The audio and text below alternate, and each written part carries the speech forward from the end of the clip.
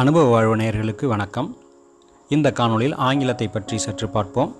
Handshake, open themselves up to you, sarcastic comment, post, schedule, running around, hurrying, ageing process, dyeing their hair, having their faces lifted, tummy tucked, can't be bothered. இது போன்ற வார்த்தைகளை இந்த காணொளியில் நாம் காணப்போகிறோம். இந்த கட்டுரையில் அமெரிக்கன் பீப்புள் மற்றும் பிரிட்டிஷ் பீப்புளுக்கும் இடையில் என்னென்ன வித்தியாசங்கள் இருக்குது அப்படிங்கிறத தெளிவாக எழுதியிருக்காங்க. அதை நம்ம ஆங்கிலத்தில் படிச்சுட்டு அதுக்கான மீனிங்கை பார்க்கலாம். மீட்டிங் அமெரிக்கன்ஸ் அண்ட் பிரிட்ஸ், அதாவது அமெரிக்கர்களையோ இல்லை பிரிட்டிஷ்காரங்களையோ நம்ம சந்திக்கிறப்ப அவங்க எப்படி பிஹேவ் பண்ணுவாங்க அப்படிங்கிறத சொல்லியிருக்காங்க. In general, Americans are very friendly. When they meet you, they will give you a loud hello, a firm handshake, a wide smile, and good eye contact. They will immediately start using your first name, even if you are 50 years older than them. And they will open themselves up to you with information on their family, education, and personal life. அதாவது Americans உங்களை first meet பண்ணுறாங்க அப்படின்னா அவங்க ரொம்ப first hello சொல்லிவிட்டு நல்லா கை கொடுத்துட்டு நல்லா ஸ்மைல் பண்ணுவாங்க. கண்ணோட கண் ஐ கான்டாக்ட் வச்சுக்குவாங்க. அவங்கள விட நீங்கள் 50 வயசு மூத்தவராக இருந்தால் கூட உங்கள் பேரை சொல்லி கூப்பிடுவாங்க. அப்புறம் அவங்களுடைய ஃபேமிலி, எஜுகேஷன், பர்சனல் லைஃப் பற்றி உங்கள்கிட்ட நல்லா தெளிவாக பேசி ஓப்பனாக பேசுவாங்க. ஸோ ஃப்ரெண்ட்லியான ஒரு மூமெண்ட்டை வச்சுக்குவாங்க அப்படின்னு சொல்கிறாங்க. ஸோ அதனால் you will immediately feel like their friend. Many Americans have casual relationships that are loosely termed as friends at work or friends at school, and so on. The British, on the other hand, may come across as colder, more distant, and less friendly. When they meet you, they will probably make some sarcastic comment about the weather, boast about how much they drank the night before, or ask you where you are from and what you are doing there. ஆனால் British people அது மாதிரி இல்லை. British people பார்த்தீங்கன்னா ரொம்ப ஃப்ரெண்ட்லியாக இருக்க மாட்டாங்க. ரொம்ப கம்மியான ஃப்ரெண்ட்லியாக தான் மூவ் பண்ணுவாங்க.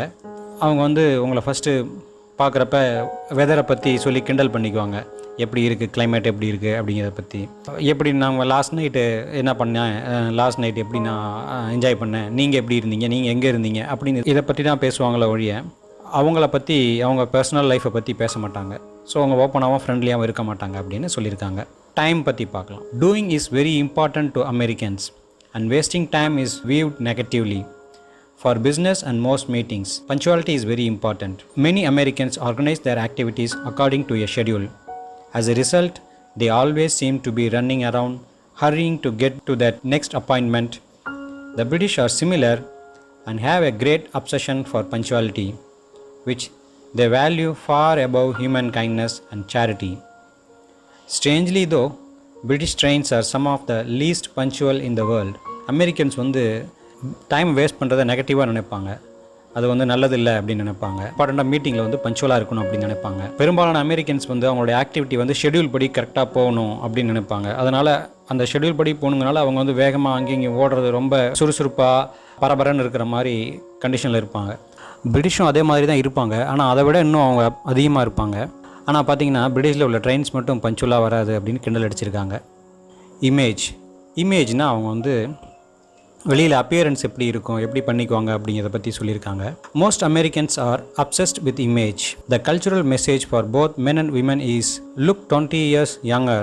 Old Americans try to stop the aging process by dyeing their hair, wearing blue jeans, and having their faces lifted and their tummies tucked.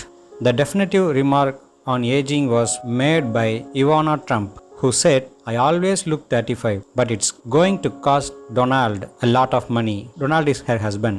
So என்ன சொல்கிறாங்கன்னா, அமெரிக்கன்ஸ் ஆண்களும் பெண்களும் தன்னை 20 வயசு கம்மியாக தான் காட்டுறதுக்கு நினைப்பாங்க. ரொம்ப வயசானவங்க என்ன பண்ணுவாங்கன்னா, முடியை கலர் பண்ணிக்கிட்டு, ஃபேஸில் உள்ள சுருக்கங்களெல்லாம் குறைச்சிக்கிட்டு, வயிற்றெல்லாம் கம்மியாக குறைச்சி, ப்ளூ கலர் ஜீன்ஸ் போட்டுக்குவாங்க. சின்ன இளவயசு மாதிரி தோல் சுருக்கங்களை குறைச்சி காட்டுவாங்க. வயிறு பெருசாக இல்லாமல் பார்த்துக்குவாங்க. அதை தான் ஒரு ட்ரம்ப்போட மனைவி என்ன கிண்டலாக சொல்கிறாங்கன்னா, நான் எப்பயுமே 35 வயசாக இருக்க விரும்புகிறேன், ஆனால் என்னுடைய கணவருக்கு தான் செலவு அதிகம் அப்படின்னு கிண்டல் பண்ணியிருக்காங்க. The British have started copying this American trend. Although not to the same extreme, they are generally worried about their personal image but usually can't be bothered to do anything about it. Generally, in Britain, it is considered vulgar to try too hard. You have to keep it a secret. ஆனால் British people என்ன பண்ணுவாங்கன்னா அந்த அளவுக்கு ரொம்ப எக்ஸ்ட்ரீமாக போக மாட்டாங்க Americans மாதிரி. தன்னோட பர்சனல் இமேஜை கொஞ்சம் நல்லா தான் பார்த்துக்குவாங்க, இருந்தாலும் அமெரிக்கன்ஸ் அளவுக்கு பண்ணுறதில்ல. ஸோ இதுதான் இன்றைக்கி நம்ம பார்க்குற டாபிக். இதில் உள்ள இங்கிலீஷ் வேர்ட்ஸ் என்னென்னு பார்க்கலாம். a handshake. ஹேண்ட்ஷேக் அப்படிங்கிறது நம்ம கை கொடுக்கறது, ரெண்டு பேரோட வலது கையும் ஒருத்தருக்கு ஒருத்தர் கொடுத்து ஷேக் பண்ணிக்கிறது. அதை இங்கிலீஷில் என்ன மீனிங் சொல்லியிருக்காங்க, the action of holding someone's hand in your right hand as a way of saying hello. ஒரு புதுசாக ஒருத்தவங்களை பார்க்குறோம்னா வலது கையை கொடுத்து ஹலோ சொல்கிறது தான் வந்து ஹேண்ட்ஷேக் அப்படிங்கிறது. to open yourself up to someone. to talk about yourself openly and to be very friendly with someone. அதாவது ஒருத்தரை புதுசாக பார்க்குறீங்கன்னா அவங்கக்கிட்ட நீங்கள் ஃப்ரெண்ட்லியாக உங்களை பற்றியும் உங்களுடைய பாஸ்ட் அண்ட் ப்ரெசன்ட் ஹிஸ்ட்ரியை பற்றியும் சொல்லி ஃப்ரெண்ட்லியாக மூவ் பண்ணுறது தான் வந்து இங்கே சொல்லியிருக்காங்க. To open yourself up to someone. ஒரு புதுசாக பார்க்குறவங்கள்ட்ட எப்படி நீங்கள் இது பண்ணுறங்கிறத எக்ஸ்ப்ரெஸ் பண்ணுறாங்க. To open yourself up to some one.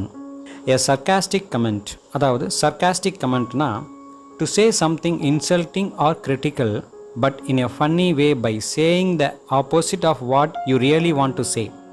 ஒருத்தவங்களை இன்சல்ட் பண்ணுறது, கிண்டல் பண்ணுறது, கேலி பண்ணுறது, ஆனால் வந்து அந்த கேலியும் கிண்டலையும் வந்து ஒரு ஒரு ஃபன்னி மொமெண்ட், எப்படின்னா காமெடியாக வந்து அவங்களுக்கு எகெயின்ஸ்டாக கிண்டலும் கேலியும் பண்ணுறது தான் சர்காஸ்டிக் கமெண்ட் அப்படிங்கிறது. யாராவது ஒருத்தவங்க ஒன்று சொல்லியிருக்காங்கன்னா அவங்களுக்கு எதிர்ப்பாக ஒன்று சொல்கிறோம், ஆனால் அவங்கள புண்படுத்தாத மாதிரியும் கேலி கிண்டல் பண்ணணும்.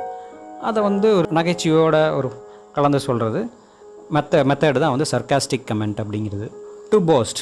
To speak about how good you are at something. அதாவது தன்னைத்தானே புகழ்ந்துக்கிறது. Speak about how good you are at something. நீங்கள் ஒரு இதில் வந்து எப்படி நீங்கள் உயர்ந்தவங்க, எந்த ஒரு இது பண்ணுறீங்கன்னா நீங்கள் நல்லா பண்ணுவீங்க அப்படின்னு உங்களை நீங்கள் புகழ்ந்துக்கிட்டீங்கன்னா அது பேர் தான் போஸ்ட் அப்படிங்கிறது சொல்கிறது. To post.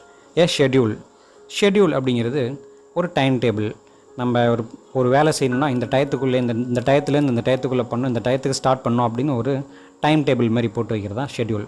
அது என்ன சொல்லியிருக்காங்கன்னா a time table, a plan that says what you are going to do at a certain time.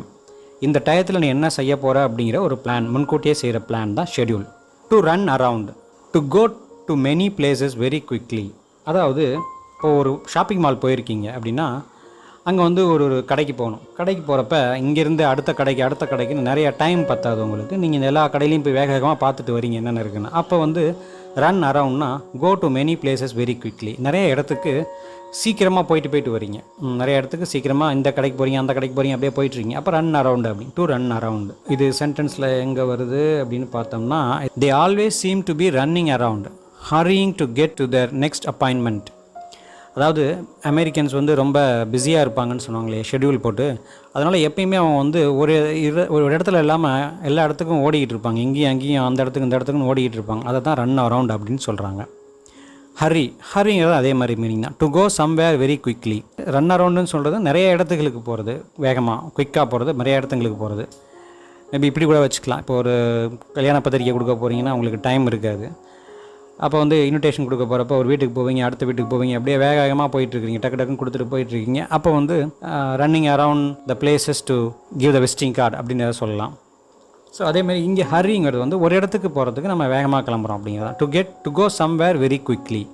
ஒரு இடத்துக்கு போகிறதுக்கு நம்ம வேகமாக கிளம்புறோம். ஹரி. அது வந்து பல இடங்களுக்கு போகிறது, இது ஒரு இடத்துக்கு போகிறது ஹரி. அடுத்து the ageing process. The process of becoming old. அது வந்து நமக்கு தெரியும். ஏஜிங் ப்ராசஸ்னால் நம்ம வயசாகிட்டு வரோம் இல்லையா, அதை தான் வந்து சொல்கிறாங்க. வயசாகிட்டு வர அந்த ப்ராசஸை வந்து ஏஜிங் ப்ராசஸ் அப்படின்னு சொல்கிறாங்க. To tie your hair. அது தெரியும் எல்லாருக்கும். அதாவது முடி வெள்ளையாயிடுச்சு அப்படின்னா கருப்படிக்கிறது, முடிக்கு கலர் அடிக்கிறது. To change the colour of your hair. To have your face lifted. அது என்ன ஹேவ் யுவர் ஃபேஸ் லிஃப்டட் அப்படின்னா to have a surgical operation on your face to make you look younger. அதாவது வயசானப்போ தோல் வந்து சுருக்கங்கள் வரும். அந்த சுருக்கங்களை குறைக்கிறதுக்காக ஸ்கின் ஆப்ரேஷன் பண்ணி மேலே சுருக்கத்தை நீக்கிட்டு இளவயசு மாரி காட்டிக்குவாங்க. அதை தான் வந்து ஹேவ் யுவர் ஃபேஸ் லிஃப்டட் அப்படின்னு சொல்கிறாங்க. To have your tummy duct.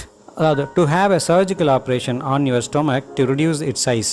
சில பேர் வந்து இந்த சில பெண்களோ ஆண்களோ பார்த்தோம்னா டம்மி ஆப்ரேஷன் பண்ணி ரொம்ப அவங்கள நிறைய சாப்பிட்டு பேக்கடு ஐட்டம்ஸ் அந்த மாதிரி ஃபாஸ்ட் ஃபுட் ஐட்டம்ஸ்லாம் சாப்பிட்டு பீஸா பர்கர் அப்படின்னு அவங்களுடைய வயிறு வந்து ரொம்ப கொழுப்பு தொங்கி போய் நிற்கும். அந்த மாதிரி டயத்தில் அவங்க ஆப்ரேஷன் பண்ணி அங்கே இருக்கிற கொழுப்புகளை எடுத்து டம்மி ஆப்ரேஷன் பண்ணி ரொம்ப சின்ன மெலிசாக மாற்றிக்குவாங்க. ஈவன் சில பேர் வந்து இறப்பையவே கட் பண்ணி எடுத்துகிட்டு சின்ன இறப்பையாக மாற்றி சாப்பாடு கொஞ்சமாக சாப்பிட்ற மாதிரிலாம் மாற்றி பண்ணுறதெல்லாம் ஆப்ரேஷன்ஸ் பண்ணிகிட்டு இருக்காங்க அமெரிக்காவில்.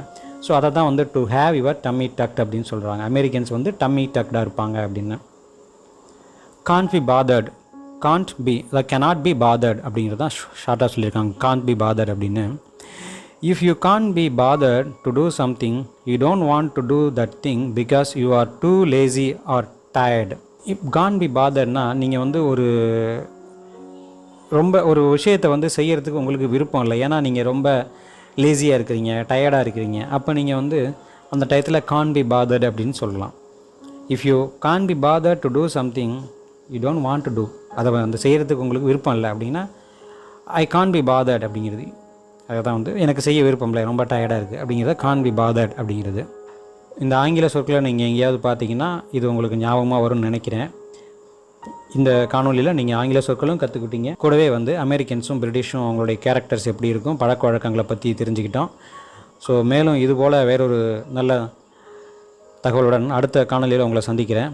இந்த காணொலியில் உங்களுக்கு தெரியாத தகவல்கள் நிறையா தெரிஞ்சுக்கிட்டீங்க அப்படின்னு நினச்சிங்கன்னா உங்கள் ஃப்ரெண்ட்ஸோடையும் ரிலேட்டிவ்ஸோடையும் வீடியோவை ஷேர் பண்ணிக்கோங்க.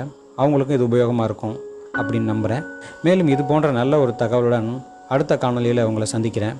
அதுவரை நன்றி, வணக்கம்.